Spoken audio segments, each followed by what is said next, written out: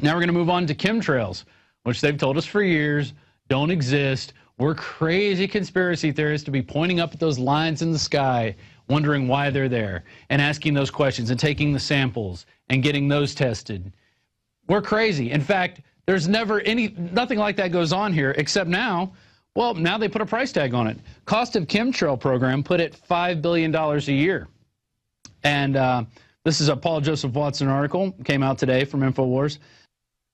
The cost of a massive program to spray sun-dimming particles into the upper atmosphere in the name of halting global warming, a process some contend is already underway via chemtrails, has been put at just below $5 billion a year. U.S. scientists writing in the Journal of Environmental Research letters concluded that planes or airstrips could carry sun-dimming materials high into the atmosphere for an affordable price tag of below $5 billion a year as a way to slow climate change, reports Reuters, a process characterized as both feasible and affordable.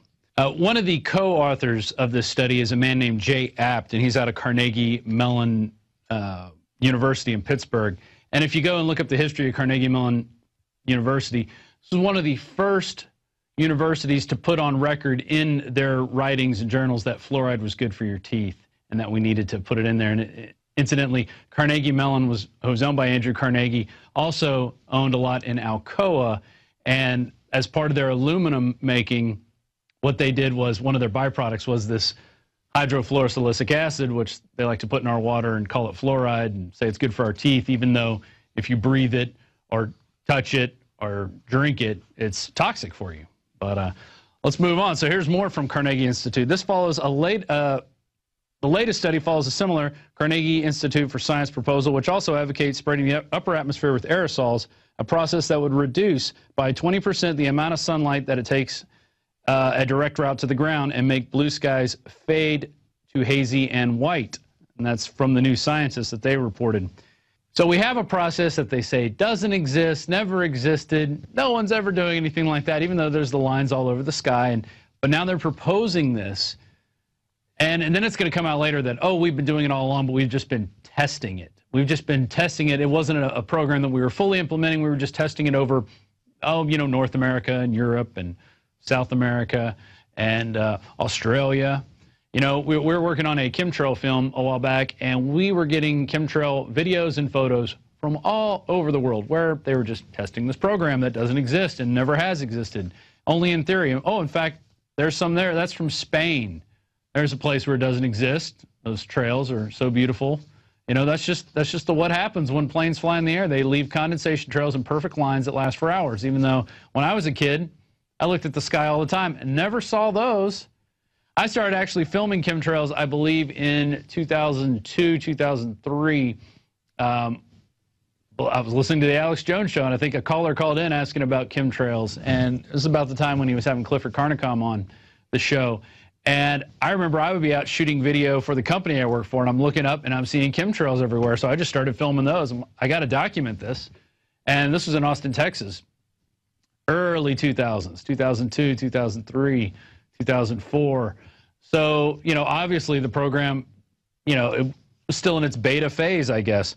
So moving on, Reading University's Professor Keith, I love this last name, Shine, told the Daily Mail that clouds formed by aircraft fumes could linger for hours, depriving those areas under busy flight paths, such as London and home counties, of summer sunshine. So that's what it's meant to do. It's meant to darken the skies. It's meant to, they're trying to reverse this problem that isn't even man-made anyway.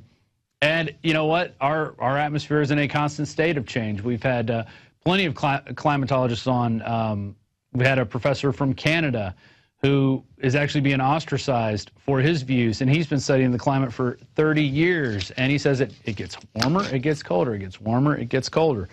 So back in 2000, I would say 2007 this happened. I think the article has a typo here. KSLA actually did a news piece. They found that the substance that fell to Earth from a high altitude chemtrail contained high levels of barium, 6.8 parts per million, and lead, 8.2 parts per million, as well as trace amounts of other chemicals, including arsenic, chromium, cadmium, selenium, and silver. All these, but one, are metals. Some are toxic, while several are rarely found in nature. So how did they get there? Well, and that was back in 2008, 2007. Well, KSLA also asked Mark Ryan, director of poison control about the effects of barium on the human body. Ryan commented that short-term exposure can lead to anything from stomach to chest pains, and long-term exposure could cause blood pressure problems. And the Poison Control Center further reported that long-term exposure, as with any harmful substance, would contribute to the weakening of the immune system. Wow, so you got the chemtrails, you got high fructose corn syrup, you got GMOs, you have vaccines, all types of things that are hitting your immune system to make you weak for what? Maybe the coming pandemic, maybe the coming, I don't know, West Nile virus that they're freaking out about. Well, one thing's for sure. We know they've been spraying these things. We know it's been going on for a long time. I mean, those aren't natural clouds. What you're seeing there, those are chemtrails. In fact, we have two movies. One, What in the World Are They Spraying? And its follow-up, Why in the World Are They Spraying? Which kind of goes over the eugenics angle and kind of patent issues that have to go with Monsanto and others making aluminum-resistant seeds, because that's another chemical they find a lot in these chemtrails is aluminum, and that by saturating with aluminum, certain crops won't grow until you use the Monsanto seed. So there you are. You got them in a 2-pack there at the InfoWars store. You can go to InfoWarsShop.com or InfoWarsStore.com. $34.90 for both of them. And I would suggest you get them and have some viewing parties for your friends. And then, you know what? You'll start walking around going, oh, my God, I haven't even noticed this. You know, because a lot of people don't notice them. I talk to people all the time that see them, and they don't know what they are. I'll say, hey, do you see that right there? Does that look like a normal cloud to you? They're like, no, it actually doesn't. I'm like, yeah, you know why? Because an airplane just made it, and there it is again making another one. Why do you think they stay over the atmosphere like that? Well, that's what they're doing. It's part of the New World Order eugenics agenda, and now they're going to make us pay for it to the tune of about $5 billion a year. So there's all kinds of health effects associated with chemtrails. You can go read it in the article about just the exposure to sulfur, what happens to your body, not to mention the barium, you've got aluminum, you've got chromium, all kinds of things. And go check out this article. It's called Cost of Chemtrail Program Put at $5 billion a Year. It's by Paul Joseph Watson. A lot of good information in that. And then while you're at it, pick these up.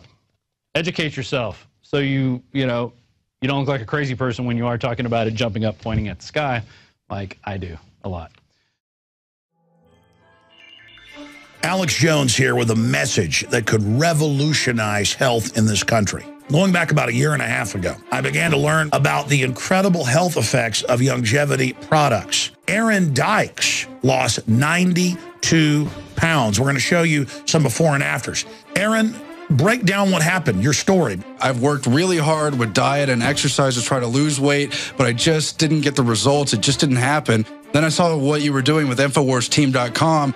I wasn't even trying to lose weight, but I got it because I wanted to feel better energy. I wanted that nutrition. Didn't even understand how that could kickstart my own weight loss goals, but the products did that for me. I found myself suddenly losing weight, more energetic, wanting to exercise, wanting to eat the right foods. And they don't even advertise it as weight loss. I want to challenge our radio listeners to go to InfoWarsTeam.com, sign up as a distributor, and get wholesale pricing discounts at InfoWarsTeam.com.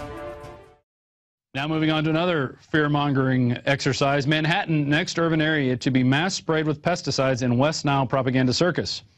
This is from Ethan Huff out of Natural News. Thousands of residents living in dozens of neighborhoods at the center of the Big Apple are the latest victims to be forcibly sprayed with toxic pesticides as part of the ongoing nationwide propaganda circus involving the West Nile virus. Reports indicate that thousands of Manhattanites and others living in Brooklyn and elsewhere have already begun to be dosed with Anvil, a toxic insecticide chemical linked to endocrine disruption, liver damage, infertility, cognitive damage, and cancer, among other conditions. And as of this writing, the New York City Department of Health and Mental Hygiene reports that there have been a mere 10 documented cases of West Nile encephalitis or meningitis in New York in 2012, which is apparently enough to warrant a mass spraying of chemicals throughout Manhattan's prestigious Upper West Side, Brooklyn South Side, Central Park, and elsewhere. The sprayings began on Friday, August 31st, and continued in the days that followed. Now, if you go on to read the rest of this article, which you should, this is linked on it's on our site, but it links back to the Natural News article. You could even read about, there's a link to a John Rappaport article where he thinks the disease may not even exist. Freelance investigative reporter John Rappaport recently wrote a piece on how there is no concrete scientific evidence proving that West Nile virus is even a real disease, as it has never been isolated or examined. So you can go read his report, too, that's on Natural News. And let me tell you, they're freaking out here in Austin, Texas. I had people, because they know I work for the show and that I'm up on the news, and like, what are the symptoms of West Nile virus? I said, I don't know, it's kind of like a flu-like symptom. You know, and if you get it, most people won't even know that they have it, and then they have a lifelong immunity to it. So it's not this deadly thing, even if it exists. So who knows if it really does exist, but the people here are freaking out. They're spraying up in Dallas for it. And it's just, you know, mosquitoes are a byproduct. I've been living with mosquitoes all my life, coming from Louisiana. And I do remember we would hear the truck coming and be making this ee sound. And it was a kind of a pickup truck, and it had a big, you know, dispenser on the back, and it would just shoot the whole area full of this who knows what back then. And, you know, my mom would say, close the windows, everybody close the windows. And we'd run around closing all the windows. I don't even know if that helped. I mean, it's probably why I speak out against the New World Order now, because I was sprayed so much as a kid. I doubt it. Mainly it's because I have common sense and I look at things in a objective light. But I wouldn't freak out too much about the West Nile virus. If you're a healthy person, take your vitamins, you should be fine. Visit Infowars.com and PrisonPlanet.com. When you're on the site, you can also tune in 24 hours a day to my daily radio broadcast. There's also a free iPhone app to listen to the syndicated radio show when and where you want.